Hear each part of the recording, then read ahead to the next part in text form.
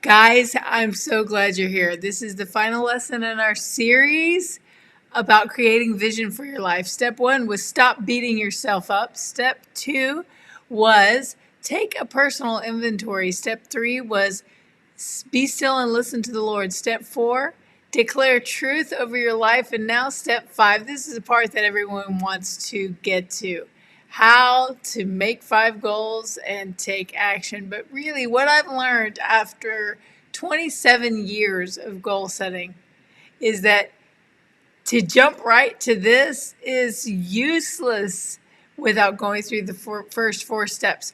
Most of us want to dive right into setting goals for the new year. And that's how we end up with New Year's resolutions lists that vanish into thin air by the end of February, because we don't go through the necessary foundation of securing ourselves in the Lord before we even make our spirit-led goals. So a warm-up question for you today is, do you set goals or resolutions every year? Well, you just put yes or no in the comment box. And also tell me, do you usually reach them?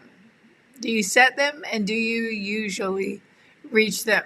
Abigail says, no, she doesn't set goals because she never accomplishes them. LOL.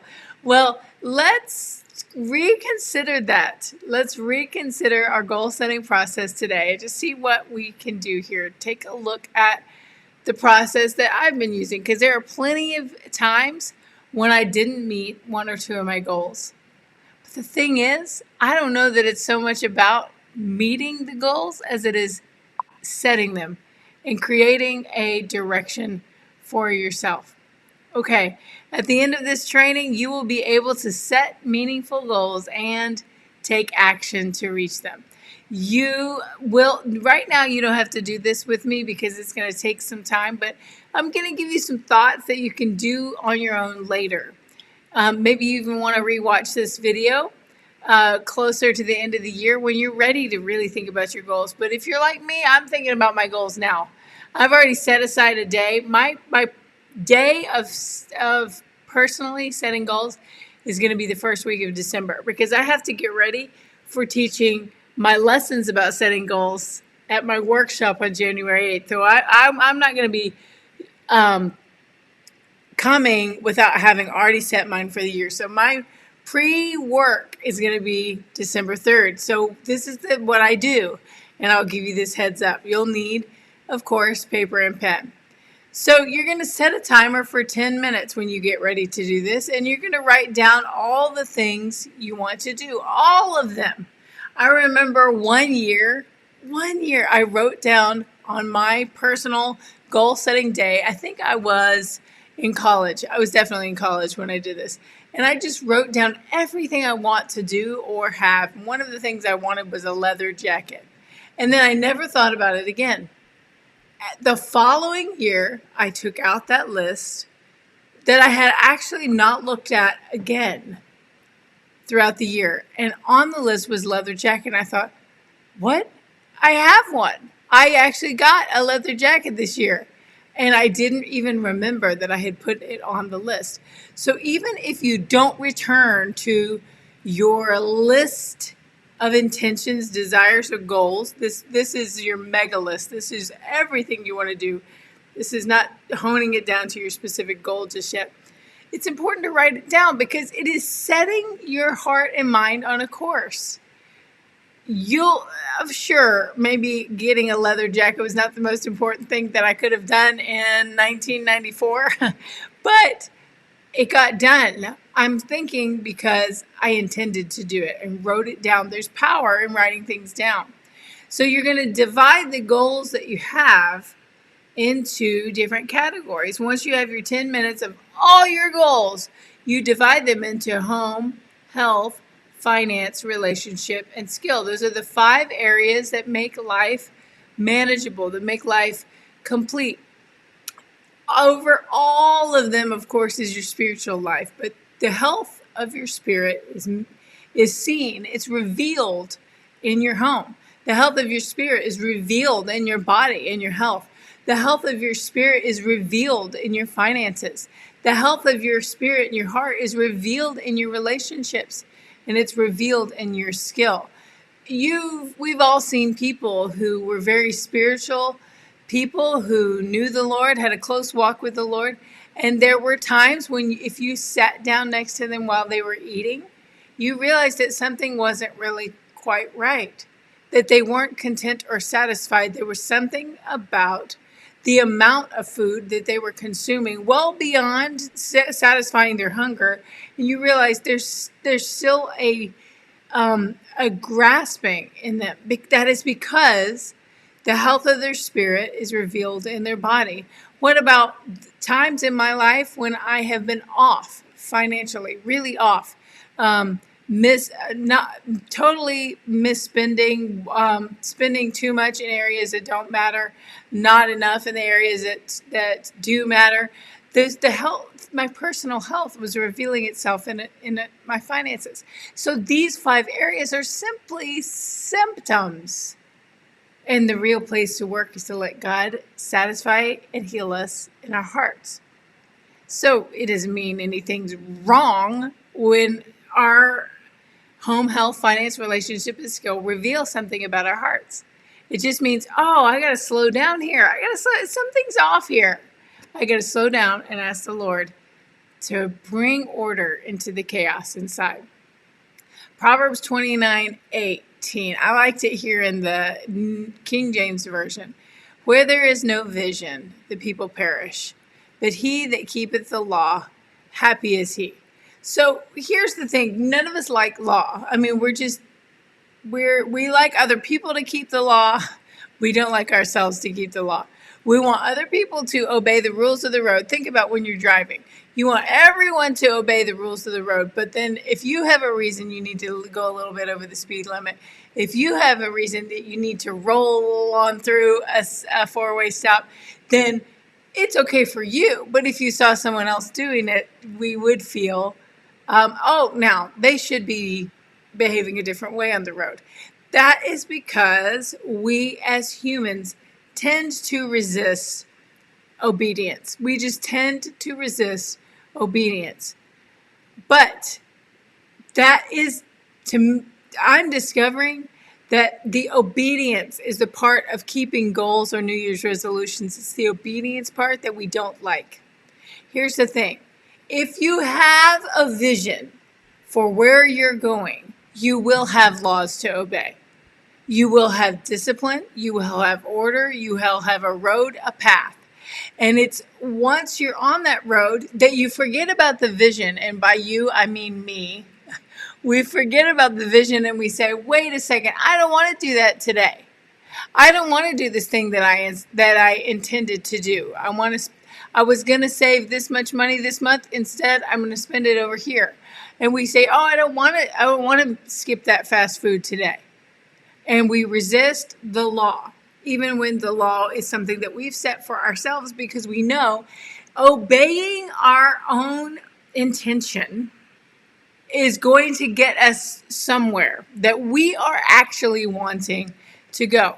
Proverbs 29:18 in the New Living Translation says, when people do not accept, let's read that again in the KJV so you can see where it immediately changes. Where there is no vision, the people perish, but he that keepeth the law, happy is he. And then in the NLT, when people do not accept divine guidance, they run wild. But whoever obeys the law is joyful. Because here's what we know.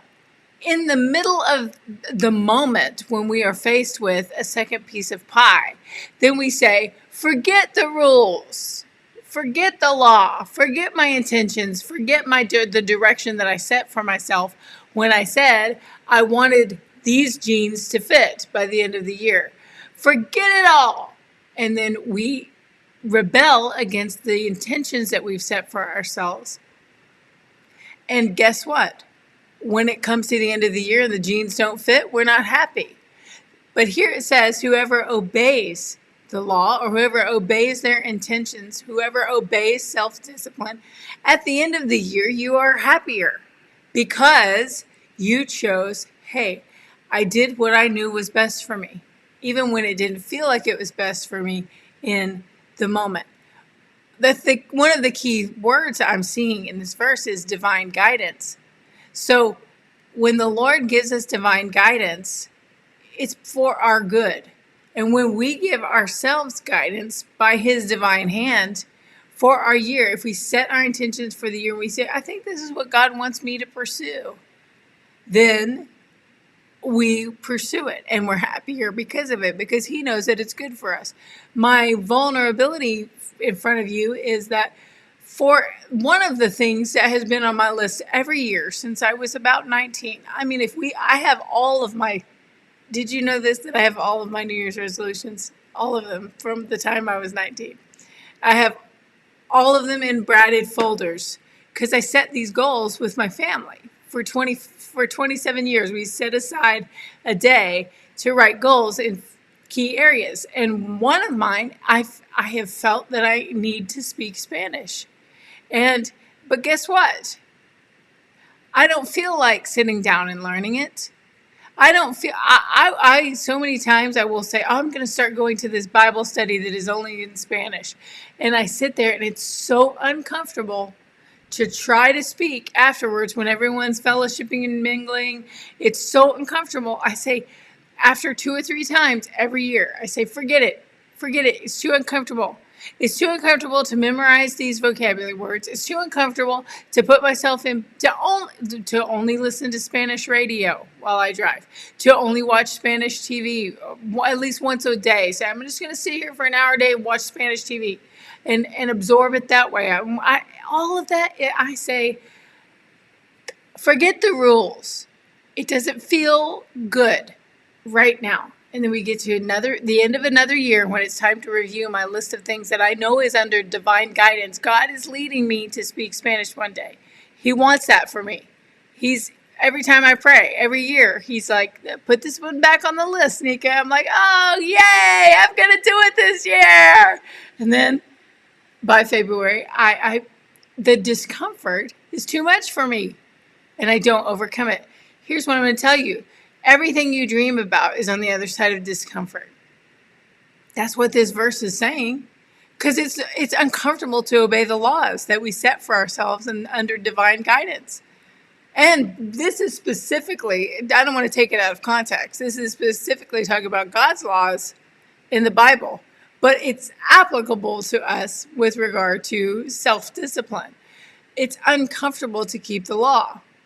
And yet, that is the very thing that is going to give us what we want most. Everything you dream about, every desire you have is on the other side of discomfort. Let's embrace the discomfort this year. In 2021, let's embrace the discomfort of self-discipline and say, hey, I'm going to stick with what I said I was going to do. So, who loves obedience? As I wrote this down, I thought, Bueller? Anyone who loves obedience? Most of us will say we love the idea of obedience. We love children obeying us. We love our students obeying us, but we don't want to obey even ourselves. Why would anyone else obey us when we don't obey us? But although we don't love obedience, we love clear directions. In order for the directions to be effective, we must program them first and then obey them on the way. So GPS is only helpful if we program it first. So with so many people saying, I don't make goals, I don't make New Year's resolutions, that's like saying, hey, you know what? I like to just freewheel it. I like to get out there on the road and have no idea where I'm going to end up. I like to operate without GPS. Well, if you operate without GPS, who knows where you're going to end up? Nobody even knows. You program where you're going before you begin your trip. It's necessary that we begin the new year 2021 with an intended destination. Program it in before you begin. And then along the way, you obey it. Now, here's the thing. I can't wait to tell you. There is a time and a place to deviate, just like when you're driving on the road. We're not automatons. Once you are a skilled driver, you know there are some times when you can deviate from the plan. But the whole idea is not to deviate from the destination, just the plan how to get there. You will arrive somewhere. In December of 2021, you're going to arrive somewhere. Goal setting is simply choosing your destination ahead of time. The obstacle in your way, by the way, is you. And by you, I mean me. The obstacle in our way is us. It is not something outside of your control. Last night, my brother was talking to, we were riding in the car with his daughters, my nieces, and he was talking to them about, you need to be aware when you're following an external locus of control. You need to follow an internal locus of control. And I was like, I love that about my brother, that he's talking to a 14-year-old and 13-year-old with full-on collegiate vocabulary. And we teased about it. We said, well, I like to listen to my internal locus of control. He was like, no, it's not a bug. Your internal locus of control. You decide who is at fault, who is to blame for what happens in your life. If you finally accept that it's you, then you will make different decisions. It empowers you to realize I control many things about my life. It feels like in 2020 that so many things are out of our control, but we're not putting our focus on an external locus of control. That means saying, I just couldn't do anything this year because of 2020. Actually, you could have done a lot. I know some friends who have done a lot of things in 2020. I know a whole group of women that took a blank sheet of paper to a 25,000 word or more manuscript during 2020, just simply because they decided to. They said, my external locus of control is not, there is no external locus of control. It's not about what 2020 does to me. It's what I choose to do. And it's within me. And God is within me that is guiding me to make good decisions. And these women chose to make a ton of progress on their manuscript to publish their books. And that's just one example of people who are saying, I'm not going to worry about what's happening on the outside. Here's the deal. I'm going to take responsibility for what I accomplish, no matter what happens or gets in the way. Committing to a goal will introduce you to yourself. Because the obstacle in the way is you, then committing to a goal will introduce you to yourself. Because who you're going to meet when you are on the road of self-discipline, who you're going to meet, who you're going to run smack dab in is you. You're going to run smack dab into yourself. Because it's yourself who's going to say, oh, don't go this way. Don't do this today. Don't stay on the road. Don't go this way. And you have to learn how to tell yourself, step out of my way. I'm staying on the intended road for today. Because here's the thing, this is what people say. They say committing to a goal is exhausting, but hiding is also exhausting. And here's what I mean by that. Have you ever had somebody looking for you? Have you ever tried not to be found? If you knew that a certain someone was in the same party as you and you didn't want to see them and you're kind of hiding from them, or if you have a more serious situation where you're actually trying to evade someone, if they're stalking you, that happens in real life, we know. Hiding is exhausting because you can never let your guard down. You always have to be aware of your surroundings. You always have to be aware of what's going on. The thing is, if committing to a goal introduces you to yourself, then not committing to a goal is hiding from yourself. I'm convinced that a lot of people who don't want to commit to a goal don't want to do it because they know they're going to run smack dab into themselves along the way, and they don't want to look themselves eye to eye. But you can't get to a goal without looking at yourself eye to eye. And so your other choice is, if you don't want to look at yourself in the eye, if you don't want to run smack dab into yourself as you commit to a goal, your other choice is to hide. And you can do that God gave you free will. You can hide if you want. I'm just letting you know ahead of time, hiding is just as exhausting. And those of us who are no longer setting goals, who are no longer feeling a hope or a vision for where God is taking them, those people, me included, in some years, we know it is exhausting to hide. One way or the other. You can choose to be good tired or bad tired. And there's a difference. You know how those days where you're like, oh, I'm good tired. You just have had a wonderful, busy, exhausting, fabulous day. And you're good tired. And there's some days when you're just bad tired because it was so difficult to navigate. Well, that's the two different kinds of tireds I'm talking about here. You can commit to a goal, intentionally meet yourself along the way and say, hey, there you are. Now I know where in the process you stand in my way. You say that to yourself. Now, there you are. I see which month you come into play. I'm learning more about you. This is what you get to say to yourself. I'm learning more about you because I see which month you come into play. I see which situations you start talking to me loudest. I see where you get in my way, self. And I'm getting to know you better. And the thing with knowing yourself better is that's when you have self-discipline. It's when you know yourself well enough to be able to predict what you're going to do and how to overcome it. Instead, you hide from yourself and you never know how to overcome your own tendencies. Romans 7:15-20 in the Message says, Paul says, what I don't understand about myself is that I decide one way, but then I act another, doing the things I absolutely despise. So if I can't be trusted to figure out what is best for myself and then do it, it becomes obvious that God's command is necessary. But I need something more, for if I know the law, but still can't keep it, and if the power of sin within me keeps sabotaging my best intentions, I obviously need help. I realize that I don't have what it takes. I can will it, but I can't do it. I decide to do good, but I really don't do it. And I decide not to do bad, but I do it anyway.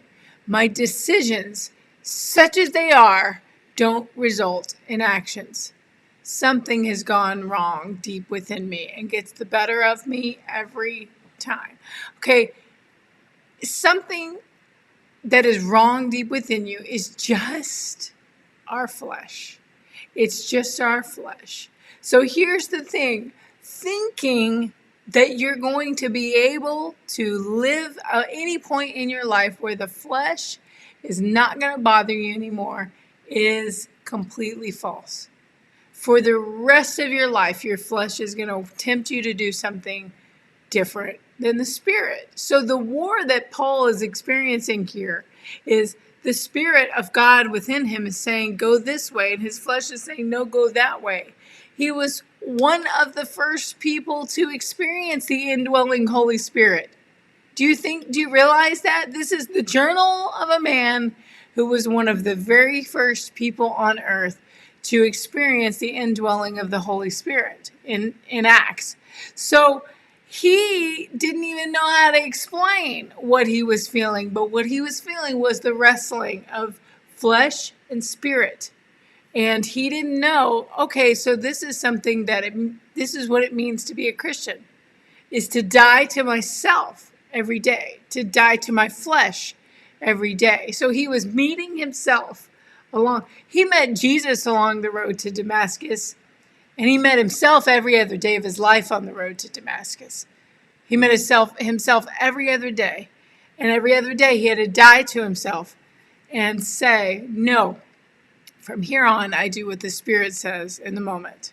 And some days it's easier than others. But to fantasize that there will be a day, there are some people in the world, we tell ourselves, there are some people who just have it all. They just meet all their goals. No, that's not true. God has given everyone the same task, and that is to take up their cross and follow him. It's that taking up the cross part where I'm like, I'll follow you. But do I have to carry this cross? Because that's the death part. If you want to come out of a tomb, a completely resurrected person, you got to go into the tomb and die to yourself first. So here's a little something that I used to tell my students in my class. I learned this from an English teacher of teachers who said, you got to teach kids that good readers reread. And I was like, well, everybody knows that. Everybody knows you reread. Lo and behold, most kids do not know. What? I didn't know this. This is what happens. They'd be reading a book, and then, this happens to everybody. You get 3 pages in, you're like, whoa. I was turning the pages on autopilot. Like, I'm pretty sure my eyes were even moving down the page, but I was just turning those. I have no idea what just happened in this story, or I have no idea what I just read. Everyone experiences this, but most kids, and by kids, I do mean high schoolers, all the way up to high schoolers. I had people that would say, okay, well, they just keep on going. They have no idea what they just read, but they thought, I don't know what I just read, but I'm going to figure it out. They just kept on going. And by the end of the passage, they're like, what? I had to say, some of y'all may not know this, so I'm just going to tell you out loud. Good readers reread. So you're looking at this reader over here that's an excellent reader, and you're thinking that she never rereads. She reads all day long. You see her with a book in her hand all the time, and you're like, she's a good reader, that she never rereads. No, even she has moments where she turns the pages not knowing what she just read. The difference is she knows, oh, I don't know what I just read, so I'm going to turn back 3 pages and reread. This morning I was watching an instructional video, and I had to rewind the same part 3 or 4 times. It was like, what? I'm spacing out. I keep rewinding and saying, okay, focus. And then the same exact 20-second window, I would zone out. I missed it again. What is this person talking about? I have to rewind. Good readers reread. I had to teach my students that. Okay, so I'm going to teach you this because some of you don't feel like you're good goal setters. And I am one. I'm a good goal setter. So I'll tell you what good goal setters do. Good goal setters reroute. So when you're on your GPS and it's like rerouting. Or my iPhone, which I usually use, it just suddenly gets so confused and I see the lines, but it's rerouting. And it says, proceed to the route. Proceed to the route. And he's redirecting for me. Okay, good goal setters know how to do that. Good goal setters are GPS. We will set an intention, program it in, and then we say, this is the path we're going because this is the destination that I want by the end of the year. And then here's what happens. So somebody who's not a successful goal setter hasn't learned yet that rerouting is possible. They think, I'm only going on this path, and this path is I'm going to go to the gym 6 days a week. And then when they don't go to the gym 6 days a week, they're like, well, I failed. I didn't stick with my path. But a good goal setter goes, okay, rerouting, proceed to the route. 6 days a week going to the gym wasn't really the path that was going to work then. Good goal setters reroute. They figure out what is the path what is going to still take me to the destination, because the destination is still available. So what is the path? And I reroute. You need to remember that you were created in the image of God. I say this in just about every lesson. That means if you were created in the image of God, you are a creator, not only a consumer. So plenty of these days, the word consumer is kind of like has a negative connotation. And I don't necessarily think that is necessary. We have to consume. God made us consumers. We need fuel. We consume all kinds of things because we're renewable beings. Even our hair has an end of day and it's renewed, so end of day, our hair has an end of day. Oh my goodness. Sometimes when you're teaching life, things fly out of your mouth that you're like, I'm not exactly sure what I was trying to say there, but I'm sure I did not mean that your hair has an end of day. Anyway, so we consume food, we consume water. Consuming is not bad. I'm talking about when it comes to goals. You're a creator, not necessarily a consumer. There's a partnership that happens between creating and consuming. Let me show you what I mean. Okay, so when you create your list of all the things that you want to do, and then you've organized them into 5 areas: home, health, finance, relationship, and skill, then you're going to list the actions that you will have to take to reach those 5 goals. I left out a word there. List the actions you will have to take to reach those 5 goals. So you know what it takes. If you're intending to buy a house, well, you're going to have to save a down payment. So you list that action that you're going to have to save this amount per month in order to have the down payment necessary for this house, or whatever your goal is. You list out, okay, so this is a prerequisite to having that goal. This is what I have to do. If I'm going to learn Spanish, I have to list out all the things I'm going to be willing to participate in. I'm going to either need to volunteer to go to different groups where people are not primarily speaking English, and just put myself out there and be patient to learn and try and speak. I've got to also possibly think about hiring a tutor, so I'm going to list out all the things that I need if my goal is to speak Spanish. Now, as you look at those things you have to do, okay? As you look at those things you have to do, as you make the list, there's a difference between massive action and passive action. So here's the thing.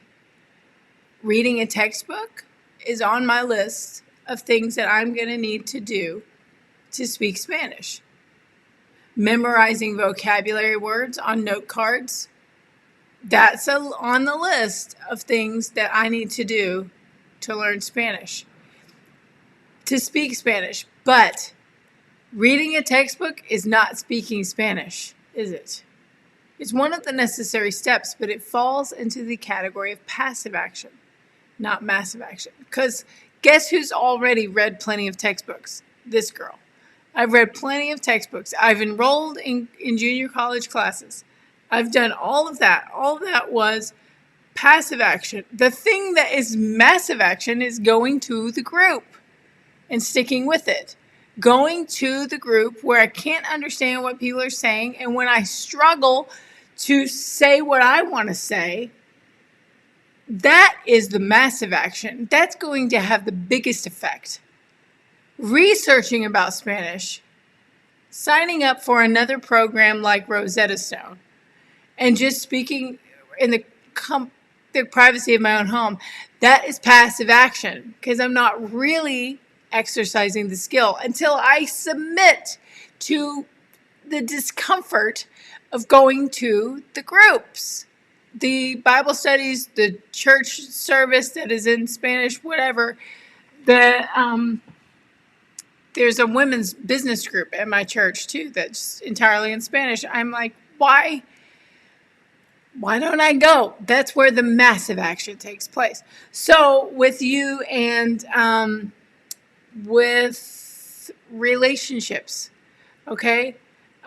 Staying on social media to meet people is passive action. Actually taking the time to make a phone call, actually taking the time to set up the lunch date, those things are massive action. That's closer to the actual thing that you want. Do you see what I'm saying? Researching which 401k is right for you in the area of finances, that's passive action. Actually making the appointment with the financial advisor, signing the documents to get the savings started, that's massive action. So please remember that you can't stay in the finding out mode, researching, finding out, discovering mode. That's the passive action that really doesn't result in your goal being met. And we do that. We think, I need to know just one more thing. Or you think, just because I'm thinking about this goal, it means that I'm working on it. That's not true.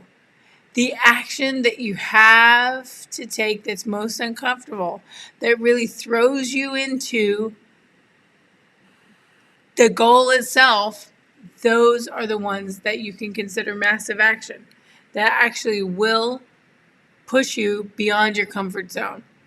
And the thought that will rob you of your goal being met, the thought that will rob you of your results is the thought, I don't know what to do. Because whenever you think, I don't know, it throws you into passive action. Okay? So if you're thinking, I don't know what's wrong. I've been eating right. I've been exercising for 6 weeks. I don't know what's wrong. I don't know. That will immediately throw you into passive action, because when we don't know, we start researching and discovering. That's not going to be effective. When I say, oh, sales for this such product in my business, in the skill category, sales aren't happening the way I thought. I don't know what I'm doing wrong. I don't know. As soon as I say I don't know, it throws me into passive action, because suddenly I'm watching more tutorials on YouTube. I'm listening to more podcasts. I'm calling that working on my business when it's actually not working on my business. It's not the massive action of telling more people about the products that I offer and the opportunities that I offer. Do you see the difference? So what can you say instead of I don't know? Because there are plenty of people who are so stuck in I don't know land that they can't think of another thing to say. When you don't know, then you have to ask yourself in the future to help you make the list of actions that you'll have to take to reach those 5 goals.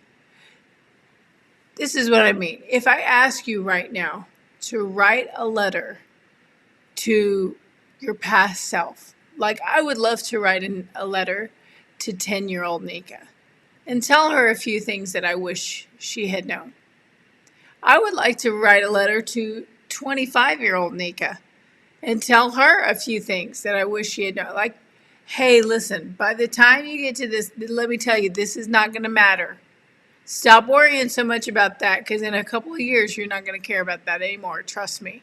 Focus on this, because by the time you're 46, you're going to wish you had focused on this. You and I could easily write letters to our past selves and tell them what they need to do. Don't you think? Hey, you know what? Don't even mess around with that friendship. That's not going to lead anywhere good. Why don't you focus on this friend over here? Or, hey, don't worry about this job. They let you go, you're fired. I promise it's not going to hurt. In a few months, you're not even going to care, because you're going to be on to a different path. There's so many lessons that we could go back and teach our younger selves. Even last year, wouldn't you be able to write a letter to yourself from November 2019? Here we are in November 2020. If I had the exercise of, hey, write a letter to yourself in November 2019. Tell that self what they need to know about what's coming up next. You'd be able to write that letter. You'd be like, oh, give me 30 minutes. I got something to say. I'm going to tell them what they need to do to prepare for what's coming. That is because we are our own mentor in a lot of senses that we do not, the mentor that we don't access. This is only possible, I believe, only possible because the eternal God is eternal, and his Holy Spirit, the Holy Spirit, is living in us. That's the only reason that this can work, that we can, in a sense, be aware of ourselves at different ages at different times. So studies show, I specifically got this from a book called The Marshmallow Test, which has meant a tremendous amount to me this year. Fantastic book, but it talks about people who can very closely relate to the idea of their future self. Those people can accomplish more in life. They have more willpower, they have more determination, they reach more goals more often because they can picture their future self. Can you picture your future self? Can you picture yourself a year from now? Can you picture yourself 3 years from now? If you can clearly see your future self, and if you can get that into, I want to be doing this 2 years from now. I can envision it in my mind what I want to be doing 2 years from now. I would really love to take my nieces and nephew to Disneyland. I would love that. I can picture, they've never been, I could picture taking them. If I sat down and I said, 2 years from now, I want to take them to Disneyland. I want us all to go as a family. If I really focus on that and really concentrate, I can imagine myself there. I can picture it. That's a good practice because that enables you to more closely figure out how to get there. That's what the marshmallow test and all that research shows, is the closer you are to being able to envision your future self, the closer you are to getting to your future self. But instead, what we do is we look backward. Do not consult with your past self about this. Don't consult with your past self. All he or she knows is what doesn't work. So when we get down to writing our goals, what do? We turn around, we ask our past selves. I don't know why we discuss it with our past selves, but this is what our past selves always say. And I'm not meaning this in any kind of woo-woo way. I'm saying our memories tell us, hey, that's probably not going to work. You've never done this before. Why would you think you could do it now? The comments that I saw at the beginning of this teaching tells me there's a lot of old voices in your head talking, hey, you never meet your goals, so don't try it. That's your past self saying you never met any goals. Your past has absolutely nothing to do with your future. Nothing. But we think our past has something to do with our future. It doesn't really. You can change right now anything you want to. You can decide if, there's anything in your home. If you say, well, the counter was messy this morning, so it's gonna be messy in the future too. It's gonna be messy tomorrow morning. That's not true. We know with a messy counter that it all depends on what we do. If we interject ourselves in the situation, we can change the future. So the counter tomorrow can be spotless and it can smell like fresh cleaner tomorrow or this afternoon if we decide to do something different. The fact that the counter was messy in the past has absolutely nothing to do with the future. If your friend called and said, hey, I'm dropping by, you could find a way to clean that counter fast. If that friend said, hey, I'm dropping by in the next 10 minutes, you would skedaddle on that counter and you'd change the situation. The fact that the counter has ever been messy in the past has nothing to do with its future, any more than you not meeting goals in the past has anything to do with your future. All you did was find out what you're not going to do again, or you're not going to do it that exact way. So your past self is like, this doesn't work. This doesn't work. This doesn't work. That's all they know. That's all your mind knows is what doesn't work. Your mind doesn't know yet what does work. So you have to consult your future self. So that person that I'm envisioning in my mind so clearly, we know how to daydream. God has beautifully equipped us with daydreaming skills. Put a kid in math class in junior high and they know how to consult with their future self. That kid in junior high algebra knows how to consult with his future self because he's thinking, what am I going to do after this? As soon as the bell rings, I'm getting my skateboard. I'm going to run by 7-Eleven and get a Mountain Dew. I mean, we lose the ability somewhere in our 30s. But before that, especially those who are in school, anyone in a school desk knows how to consult with their future self. You can do this too. You can say, let me envision where I'm going to be in 2 years, where I'm going to be in 1 year. And you ask yourself, okay, so I'm picturing myself on the teacups ride at, is that at Disneyland only, or is that also Disney World? Okay, let me say I'm at Epcot, walking through the little Paris shop.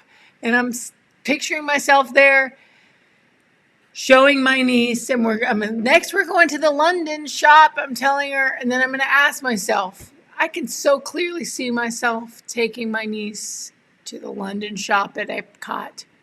And I'm going to ask myself, how did you get there? Nika, how did you do it? See, because all of us would love to have a mentor. And we're like, if only I could have a mentor. If only I could find somebody who would teach me what I don't know. Mentors are essential. I have spent this year, I've invested in making myself available as a mentor to anyone who wants to learn. Because I have felt the need for a mentor myself. And I'm like, then I'm going to make myself available as a mentor for people. Whether they want to learn about writing or they want to learn to reach goals and grow spiritually and grow in the areas that matter most. I want to make myself available as a mentor. But here's one of the things I'm telling you as a mentor. You, by the power of the Holy Spirit within you, are kind of like your own mentor in a pinch. You ask yourself, what did you do to get there? So when I ask myself, what did I do to get to Disneyland? I know that there are ways that I can save. And then I would answer myself, hey, you know how I did it? I saved $250 a month. And this is specifically what I gave up to do that. And I think, okay. So, because your future self knows you and your patterns. If you consult YouTube tutorials and books that you've bought at Barnes & Noble on this or that, they don't know you and your specific patterns, but you do. So when I say, how did I save enough money to get there? I know exactly what I had to give up in order to save that money. And I know what was the hardest to give up and where the obstacles were. You will know that about yourself too. Proverbs 21:5 says, careful planning puts you ahead in the long run. Hurry and scurry puts you further behind. So the thing is, we tend to underestimate where we could be in 3 years. We overestimate where we could be in 1 year. Let me say it again. We tend to underestimate where we could be in 3 years, but we overestimate where we could be in 1 year. So it's because it's so easy to talk about losing weight. I'm going to do that again and say, if you said, I want to lose 45 pounds this year, well, then if you get to December and you've only lost 15, are you going to be mad? I think you probably overestimated what you could do in 1 year, possibly, but you underestimated what you could do in 3. If you lost 45 pounds in 3 years instead of 1, would you be mad about it? Consult with your future self. That 3 year from now self who's 45 pounds slimmer is feeling great. And guess what she's not saying? You shouldn't have done this. She's not saying that. She's saying, hey, thanks for doing this. I'm loving it. All my clothes fit. I'm feeling great. Took us 3 years, baby. Worth every minute. And guess what? I loved being 15 pounds lighter at the end of the first year. So go for it. No regrets. Look, careful planning puts you ahead in the long run. Setting goals is this careful planning part. We're talking about the long run. But if you're like, I need this done fast. I need this done fast. I need to get to Disneyland, not in 2 years. I need to get to Disney World by December. Okay, well, the hurry and scurry puts you further behind because you end up giving up the wrong things in the wrong places to try to meet that goal. Just slow down and say, yeah, I want to get here. And if it takes me a little longer than a year, 365 days is arbitrary anyway. Who said you have to meet a goal in one period of 52 weeks? Nobody said that has to happen. But it is a good framework to get moving on your goal. I keep coming back to this verse because it's so good. Do not be deceived. God can't be mocked. A man reaps what he sows. Whoever sows to please their flesh from the flesh will reap destruction. Whoever sows to please the Spirit from the Spirit will reap eternal life. Let us not become weary in doing good, for at the proper time we will reap a harvest if we do not give up. You will meet your goals if you keep sowing into the Spirit what the Spirit asks you to sow. I believe I am going to speak Spanish one day. I believe that is accessible to me. I'm going to ask my future self, how'd you do it, Nika? And I'm going to little by little plant seeds and tend the seeds and take out the weeds and keep working on it and do not give up, because eventually I will reap that harvest. And that harvest is going to be a sweet one, because like I said, that particular goal has been on the list a long time. So what would your future self tell you to do right now? The Holy Spirit is advising you, setting your self-discipline for you. If you ask him to, if you don't make random goals just that you think you want, but you say, Holy Spirit, what's best for me? Guide me along the way. Let's do it. Well, you just say, where are we going with the Lord? Where are we going? There are going to be plenty of things along the way that you can't anticipate. But I believe you can still plan as if the destination is good, because it is.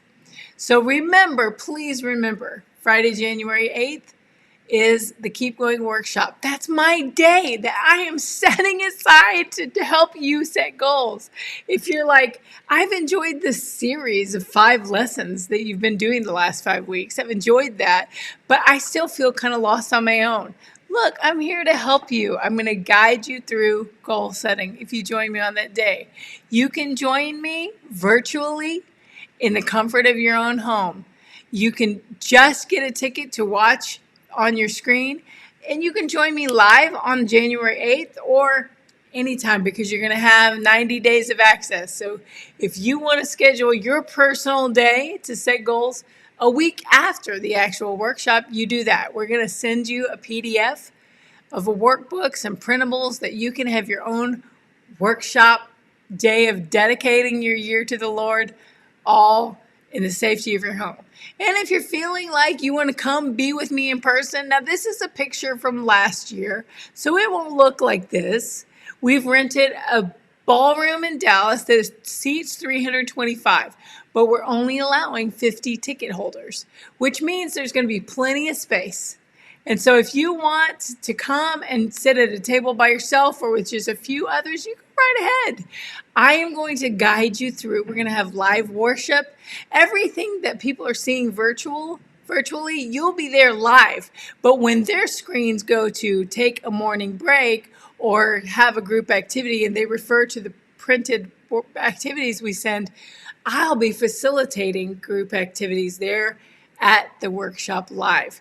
Every single person who came last year has told me that it was a precious time. We had the best time of seeking God and having our spirits renewed.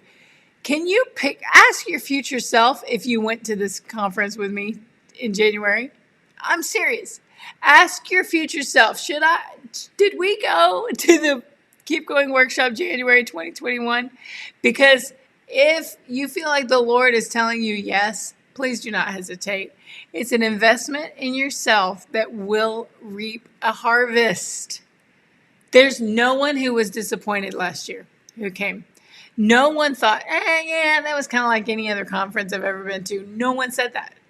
Everyone said this was unlike any other conference and workshop that I've been to. So I'm promising you, if you come, I'm going to give you my very best, and you're going to walk away saying, wow, that was the best thing I could have given myself to reboot, refresh, and start the year 2021 off right. And then there's a third way to participate. You can get your virtual ticket and have all printables sent to you via email. You can come live with us in Dallas, or we will send you this box. This is the new thing this year that I'm so excited. We have taken everything that the in-person workshop attendees receive. That's 5 workbooks, 5 gifts for every. We have these gift stops throughout the day where we give you a memento to help you move forward and remember what we've taught in the lessons.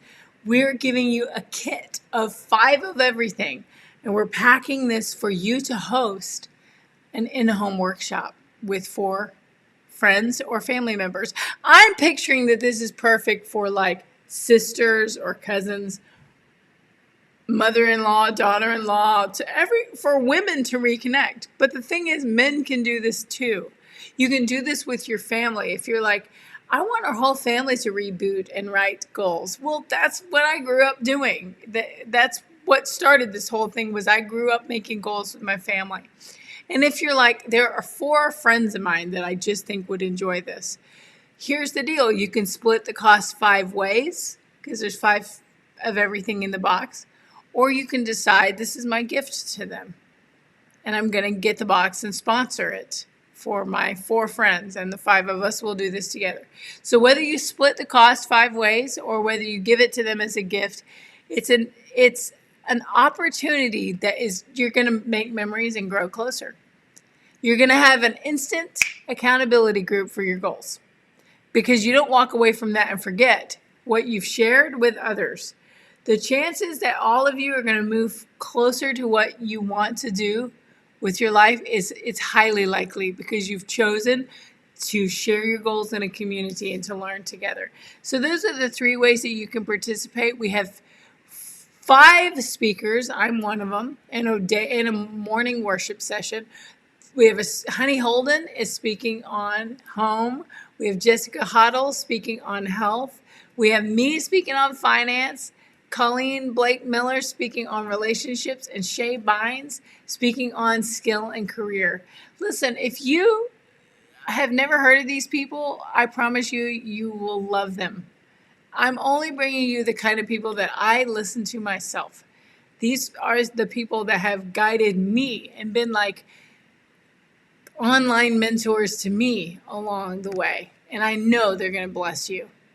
Again, it's Friday, January 8th, 2021. It's from 8 to 5, but you have 90 days of virtual access. So even if you can't meet with us on January 8th, you can do it later. Please consider joining us. Go to nikamaples.com and click on events to find out more. This is going to be amazing. And if you enjoyed any part of this series that I've been doing, please share it with a friend. Please say, hey, this one, you're going to like this lesson. Thanks so much. I'll talk to you soon. Until then, keep going.